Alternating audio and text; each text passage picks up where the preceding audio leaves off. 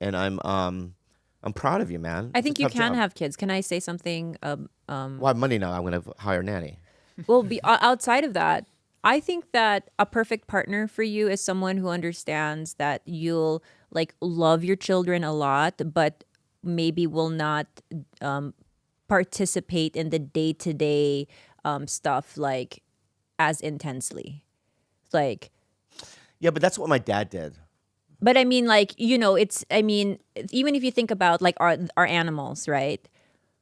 You buy them great food, you go splurge on them, right? Yeah, But you're not doing the feeding, the pooping, the vets, the difficult stuff.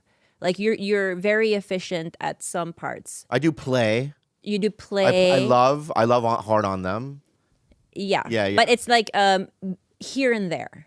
It's not like everyday I don't think that's a good not dad. fun stuff. I don't think that's a good dad. Because I think my memories of my dad were he never drove me to school. He never picked me up.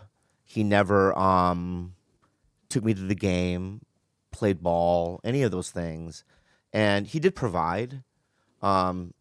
Without his temper and his anger issues, there were moments of love there, but you do grow up resenting the fact that there's just a whole section of childhood I just never was able to experience, and I don't want to do that. I think that's important to like pick up your kid up and ask him how his day I is think so and all too. those things. Yeah. So I think of all things to like just be emotionally available because you could do all of the providing and all the chain, getting them to where they need to be. But if you're not able to just be, if you're emotionally neglectful and you don't acknowledge that your kid is like this thing with feelings, I think that's the most detrimental to a kid. yeah, I believe so. But that's where I feel like you'd shine. You're somebody who really gives really good advice. You're able to, you know, talk and work through feelings, difficult ones.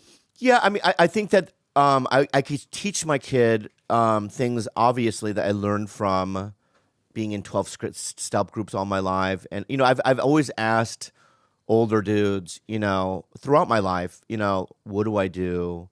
What's the best way to handle the situation?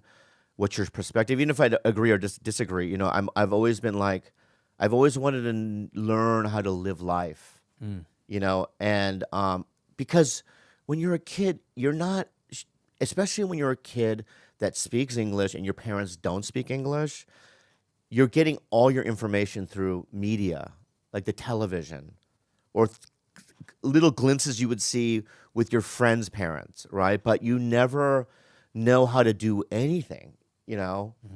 You don't even know what to do with your emotions or what feelings are, That must right? have been so hard to So like hard. have like a difficult feeling and know that you have to go outside of your parents to kind of like figure that out. I mean, that's why I was blessed that at 17, I was able to go to AA meetings because it's like I went to these men's meetings with way older people, like lawyers and plumbers and people that had their own companies. And we would go on these retreats. When I was a junior in high school, I went on to that monastery with like 30 men, and we stayed at a monastery. And I remember I stayed in a room with this guy named Bruce. He was a lawyer, he had his own law firm, and he had a mustache, or a thick mustache. And I was at high school. And I would just lay in bed, like there were bunk beds or something, and Bruce would be above. And this is a 50-year-old man at the time, and I would go ask him things about life and about relationships and alcoholism, and he would like I would listen to everything he said. So I was lucky in that way. But anyway, it's not the funniest podcast we've ever done. But it's the best.